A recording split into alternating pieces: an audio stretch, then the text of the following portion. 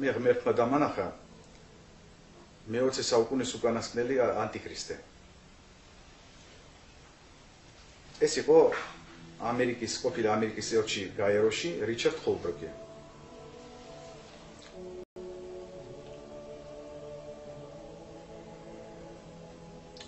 აი კიდე რისი თქმა მინდოდა.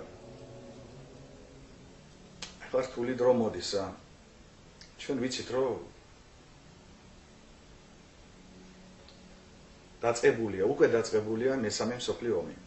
უბრალოდ უფრო ცხარე ფაზაში შევა ეს ყველაფერი რა. საბოლოოდ ჩვენ ვიცით, რომ გადაიზრდება ეს ყველაფერი, როგორც რაზეც არის უკვე არაერთი წინასწარმეტყველება რუსულ-თურქული ომზე. და როგორც ჩვენ ვიცით, რუსული-თურქული ომის შემდეგ თურქეთი გაქრება მსოფლიო რუკიდან და ეს იქნება მართლმადიდებლების დიდი გამარჯვება. საქართველო გამთლიანდება. ყველა თავის ძირძველ მიწებს დააბრუნებს. და რა თქმა უნდა, ტაოკლარჯეთიც იქნება ჩვენი. და დაიწყება უკვე აუცილებლად ბრძოლა ჩვენთანაც რუსეთშიც მონარქიის აღდგენაზე. აუცილებლად უნდა აღდგეს მონარქია რა. ეს აუცილებლად. და რო ეკითხებიან ხოლმე ვისთან გვექნება ომი? ვისთან გვექნება ომი? ვისთან ექნება ომი? რუსებს, ბერძნებს და ქართველებს. ვისთანაც საუკუნების მანძილზე ომობდნენ, მაგათთან გვექნება ომი. მაგრამ ეხლა რა თქმა უნდა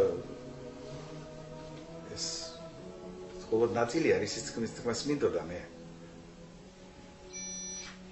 მაგრამ ბევრი რამე რაც მაქვს ნანახი პირადად მე მეხება.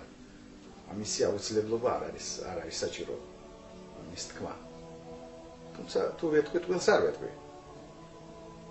მე გამოცხადებიდან ვიცი, ვინც ვარ მე და რა ადგილი უნდა დავიკავო ქართულ მართლმადიდებელ ეკლესიაში.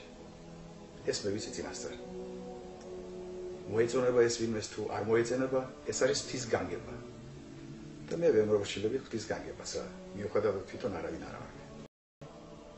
ძალიან დიდი განსაზღვრები გველოდება ჩვენ. ძალიან დიდი განსაზღვრები რა. მაგრამ არავინ არ თქვას მერე, რატომ დაუშვა ეს ყველაფერი ღმერთმა. გადით ქუჩაში, ჩართეთ ტელევიზორი და ნახავთ. რის გამო ვისჯერთ და კიდევ უფრო დავისჯერთ ჩვენ. აი ეს ამაზრზენი გარყვნილება, ეს სექტანტობა იეღოველობა, ეს მამათმავლობის პროპაგანდა ღვთისმშობლის წილხვედრ ქვეყანაში. ესეთი მეგობრობა თურქებთან და სხვა ზნედაცემულ ერებთან რა.